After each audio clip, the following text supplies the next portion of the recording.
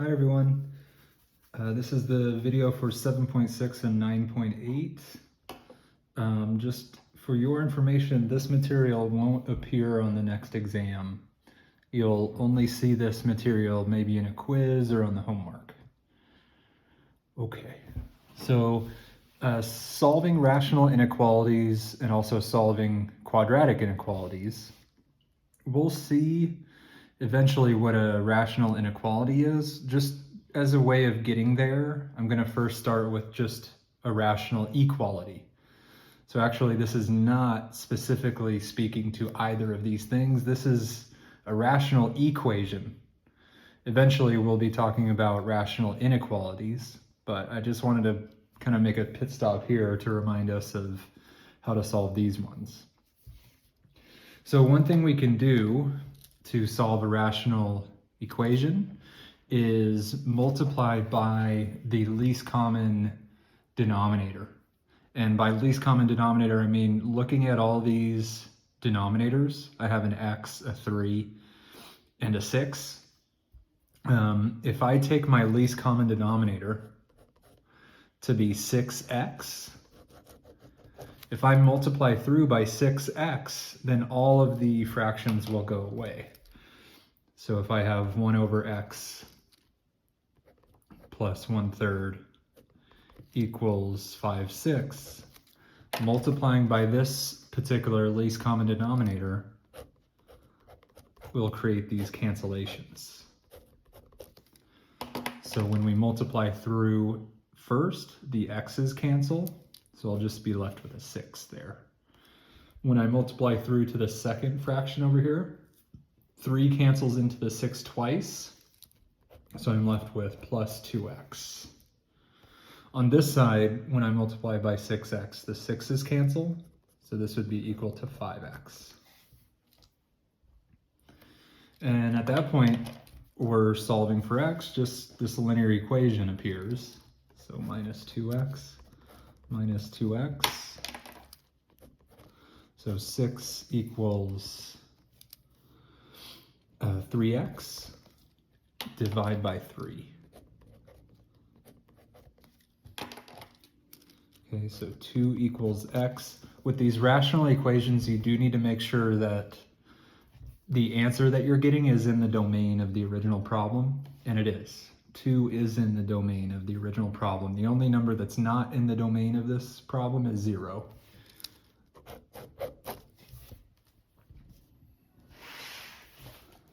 Let's try another one. I'm going on to, this is page 135, example 3.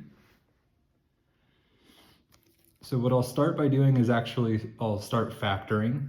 So I'm going to factor this piece here. That's a difference of squares, if you notice. So 2 over x plus 2 plus 4 over x minus 2 equals x minus 1 over, so I can factor a difference of squares, in this case as x plus 2 times x minus 2. And now I'm thinking, okay, what's the least common denominator with all these denominators present?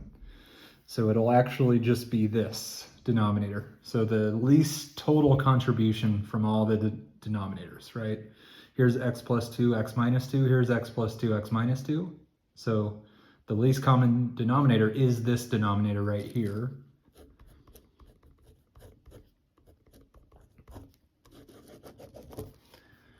So sorry about that. I'll multiply through by this thing. So maybe I'll just write that here. So x plus 2, x minus 2, I'm going to distribute that. And then also on the right, kind of running out of room. So I'll write it up here, x plus 2, x minus 2. So I'm distributing this, well, multiplying this, and I'm distributing this.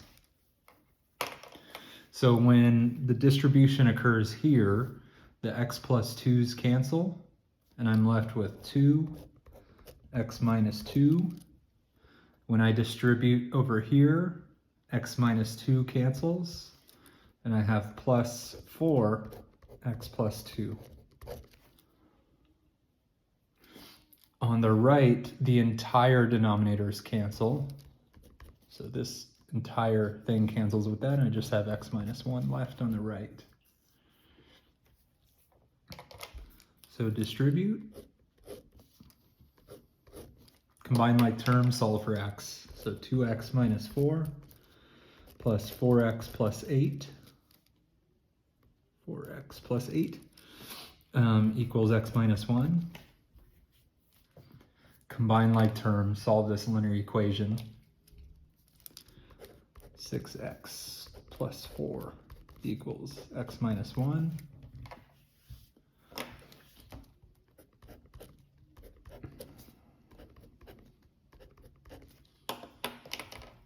So 5x plus 5 equals 0.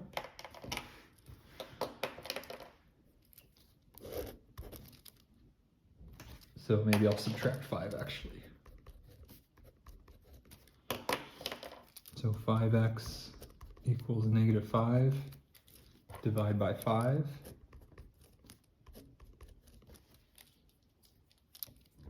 So x equals negative 1. And again, just like the other one, I need to make sure that this number is in the domain of this problem.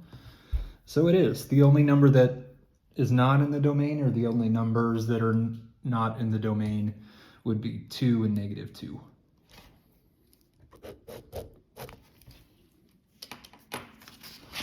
Okay, so let's start talking about inequalities, since that's what these sections are actually about. So rational inequality, this is on page 136, the bottom of page 136. So a rational inequality is an inequality that contains a rational expression. All right, not too shocking. Here are some examples of rational inequalities. To solve, so this is an important point here. To solve a rational inequality, we first must write the inequality with only one quotient on one side and a 0 on the other side. We then use, so this is the other piece, this is like step 2.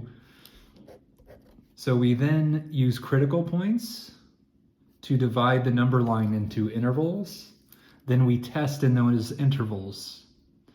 A critical point is a number that makes the rational expression 0 or undefined. So let's actually look at a couple of these now. So here's page 137, example 5. So what that was saying is we need, so kind of the first part is we just want one quotient,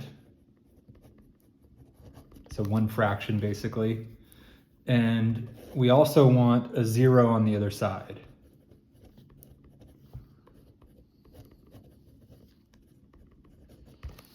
Okay, so we actually have that. Here's our one quotient, that's one fraction. Here's our 0 on the other side. We then find critical points, or critical numbers, sometimes they're called. So critical points, in this case, will come from when x minus 2 equals 0, or when x plus 4 equals 0. So we set the numerator and the denominator equal to 0 and solve.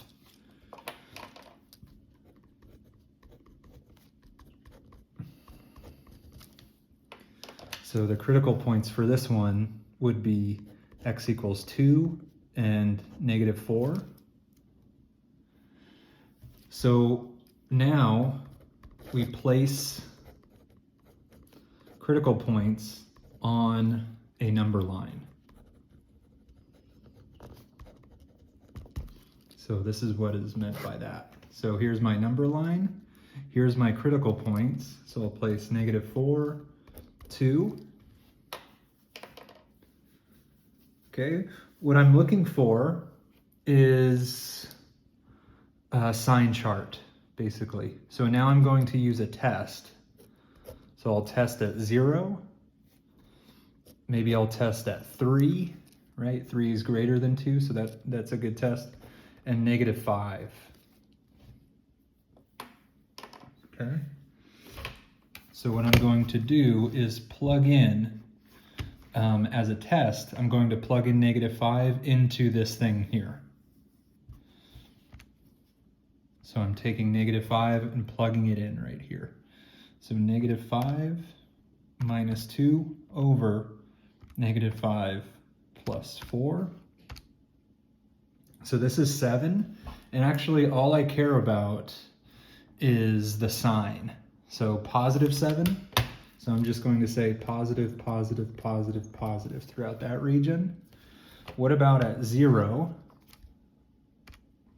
So 0 minus 2 over 0 plus 4. This is negative, so there will be an entire domain of negative outputs there. And then over here at 3 actually, so let me replace these zeros with 3s. And we get positive. I don't actually care that it's 1/7, but I just care that it's positive 1/7. Okay, so just for our information, right here at 2 is when we get exactly equal to 0. Right? That's when our fraction is 0 because the numerator is 0. Over here, -4, this is an undefined point, right? Because if we have -4, then we're dividing by 0. But still, we're testing around where our quotient is undefined and around where our quotient is 0. Okay? So what we're being asked originally is, when is this thing greater than or equal to 0? Anywhere with plus, that thing is greater than 0, right? Anywhere with minus, that thing is less than 0. So this thing is greater than or equal to 0 for negative infinity. So every negative number up to, but not including -4, because we can't include a number that's for which this thing is undefined. Union. 2, I include 2 because 2 is where this thing is exactly 0. Plug in 2, you get 2 minus 2 over 6. 0 over 6 is 0. So 2 does need to be included because the question was, where is this thing greater than or equal to 0? So it's exactly equal to 0 at 2, and then positive, positive, positive from there on. So this would be our solution.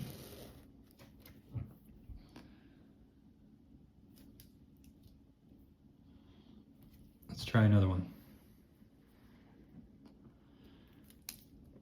So example 6, keep in mind we want one quotient and we want a 0 on the other side.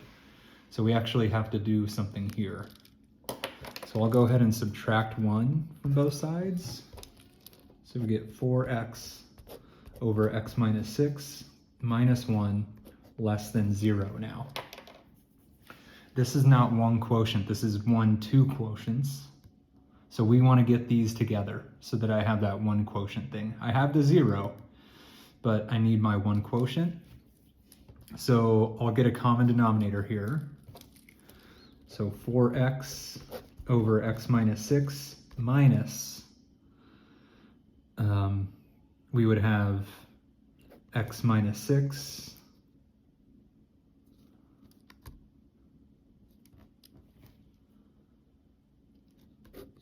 over x minus 6, like this, and then less than 0.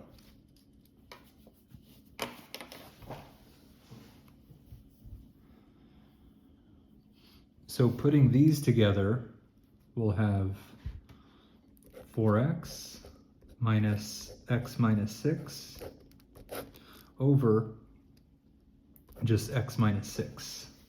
And this is now less than 0. Right, since these have the same denominator now I can actually bring them together. So they both have x minus 6. -1 is the same as negative x minus 6 over x minus 6. Right, so this is just me writing 1 in a weird way so that I have this denominator present. And now combining, so we'll get 4x, right, I'm distributing this negative through now, minus x plus 6 over x minus 6 less than 0. Simplifying, we get 3x plus 6 over x minus 6 less than 0. So now I have one quotient and 0 on the other side. So the critical points comes from setting 3x plus 6 equal to 0 or x minus 6 equal to 0. So I'm seeing a plus 6 there. I'll subtract 6 here. So we get 3x equals negative 6, and also x equals 6. So divide by 2. So our critical points, kind of writing all over the place, critical points would be x equals, sorry, I wrote 2. I was thinking 2, but I should have written 3. So it's a negative 2, and that other critical point would be our 6, right? So negative 2 from negative 6 over 3, and this is our 6. So these are our critical points. I'll place those on a number line, negative 2, 6. Just for our information, the 6 is our undefined point, but this is an equal 0 point there. Okay, so testing. I'll test here maybe at 0. I'll test here maybe at negative 3. And then maybe I'll test over here at 7. So what I'm doing is I'm taking those tests and I'm plugging those in here to see what the sign of that output is.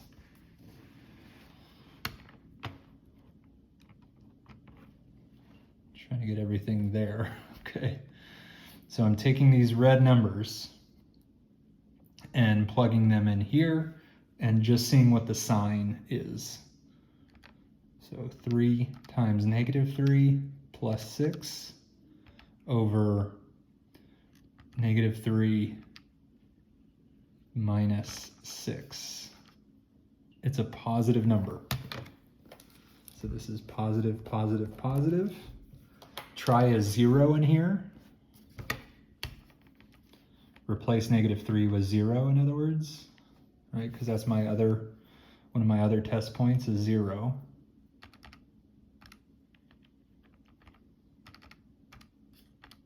That's negative.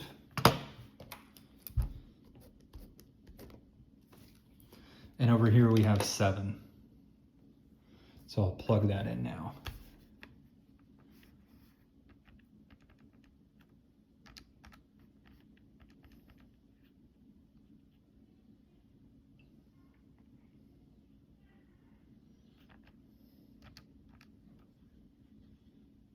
Okay, so it's a positive number. Okay, so we now have information about what this rational expression is doing at these different intervals. The question is, when is this thing strictly less than 0? Right, this is this space, right? If we want to know less than 0, that means we're concerned with negative outputs.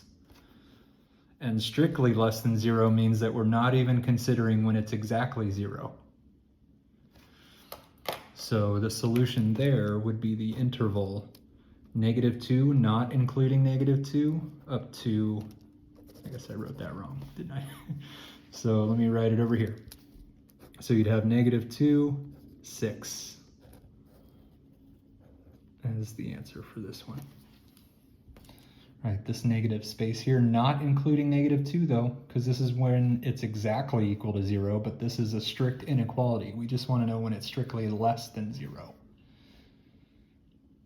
We can't include 6 because 6 is not in the domain of this problem, right? If you put a 6 there, then you're dividing by 0, and that's never allowed. All right. Let's try at least one more, maybe 2 more. So here's page 138. Of course, I'll be posting all the solutions to all of these next to the video, so you can always check those out. I'm gonna go on to example 8. All right, so I want a 0 on one side, so maybe I'll start by just subtracting 3 over x.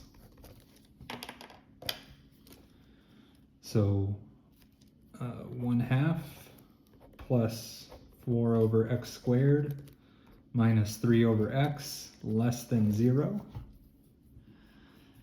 And now I want to get these together as one quotient. So here are 3 quotients. I want one quotient over here. I have my 0. The least common denominator, looking at all these denominators, would be 2x squared. So I want to build up all these pieces over here so that they have a denominator of 2x squared. So I'll have 1/2, and then I'll need to multiply by what it's missing, which is an x squared. So I'll do x squared over x squared, so I don't actually change that value. Plus 4 over x squared, I'll multiply by the piece that it's missing, which is the 2. Then minus 3 over x, I'll multiply by what it's missing, which would be a 2x.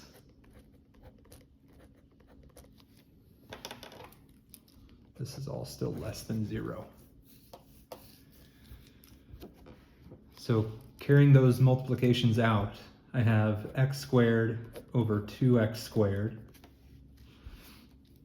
plus 8 over 2x squared minus 6x over 2x squared less than 0. I'll now place all these under just one denominator. Since they all have the same denominator, I can bring them together as one fraction. So I'll say x squared plus 8 minus 6x all over 2x squared, and this is now less than 0. So here's my one quotient, here's my 0. So I want to find the critical points of this.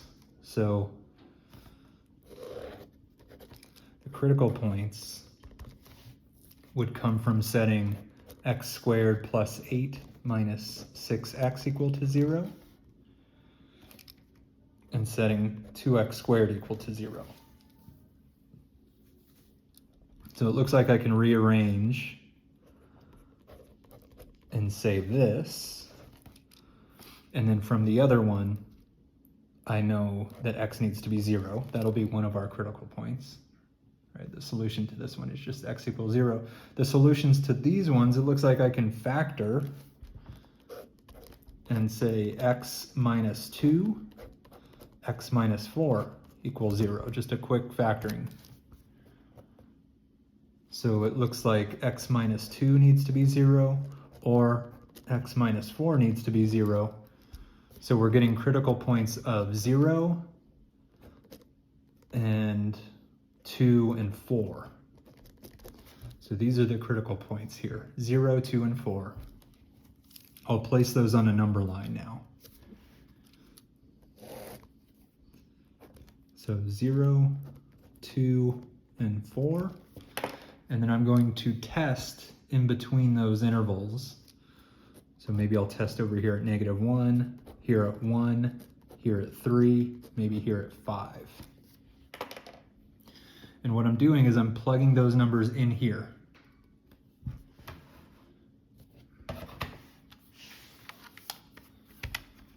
So starting with -1, I'm taking -1 and plugging it in here to see what the sign of that result is.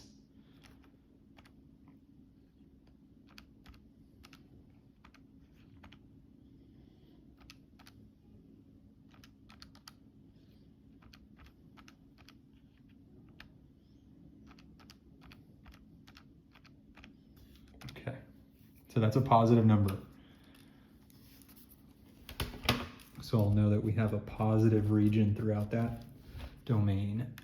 Now replace -1 with just +1. Right, that's my next checkpoint.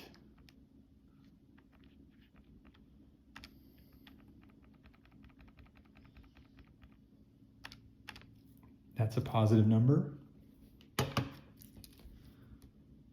So this, by the way, was our undefined.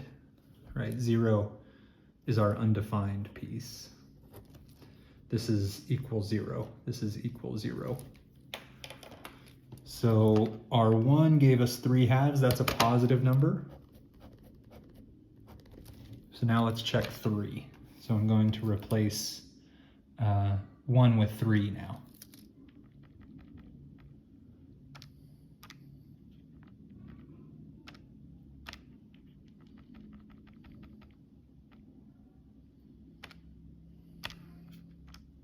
That's a negative number.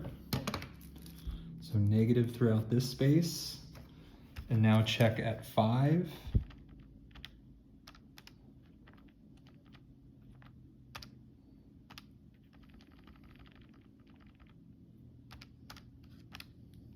So that's a positive number.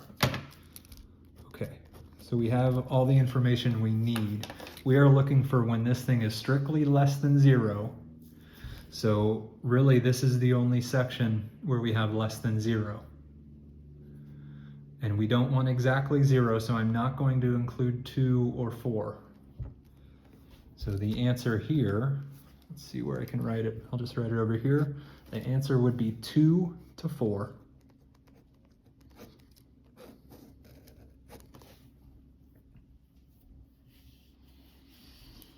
All right, let's do one more.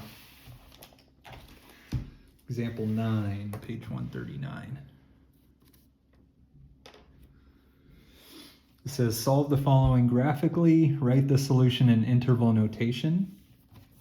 Okay. So let's see, we have this quadratic. So what I'm going to do is kind of think of y equals negative x squared minus 8x minus 12 as our function. Let's see where the vertex is. So the vertex would of course be at opposite of b over 2a, and then the function evaluated there, opposite of b over 2a. Here I have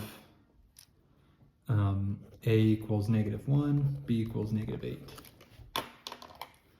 So we would have the vertex at opposite of -8, so 8, over 2 times -1, so I'll just write -2, and then I need to find f of 8 over -2.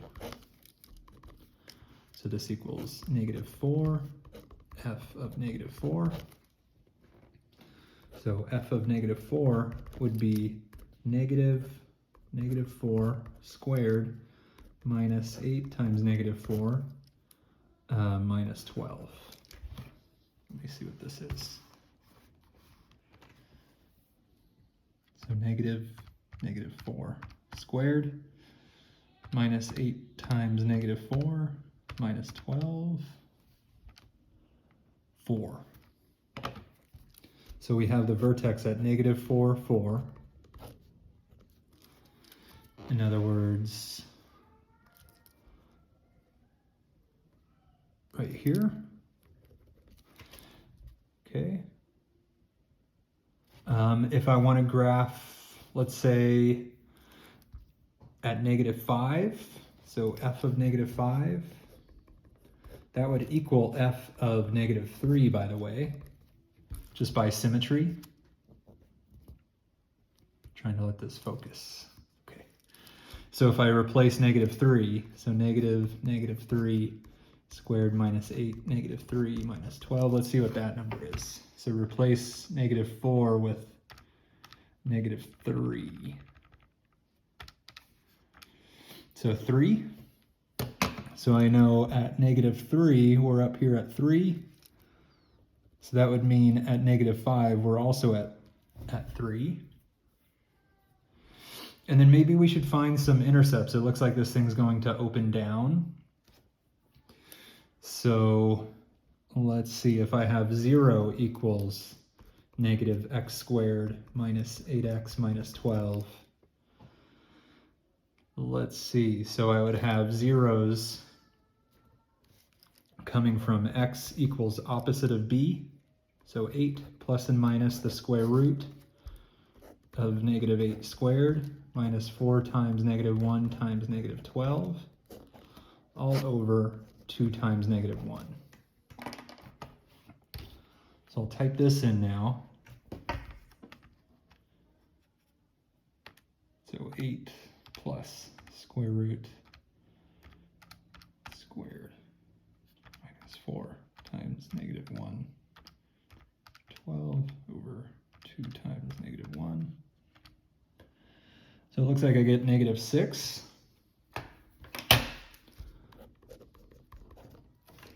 And just take my word for it. I'm scrolling to the left. I'm deleting the plus. I'm typing subtract and I get negative 2.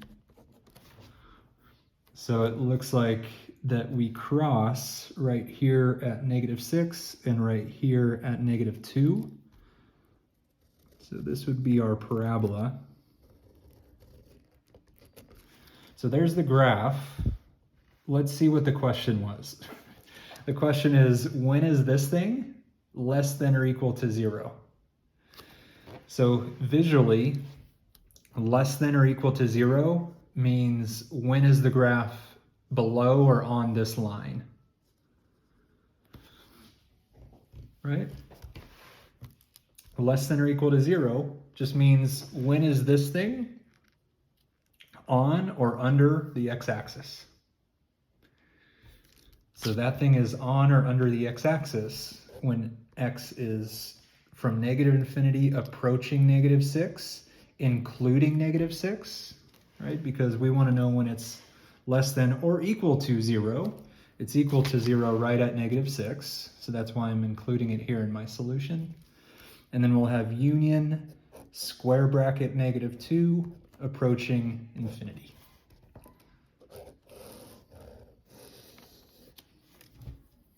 All right, talk to you guys next time.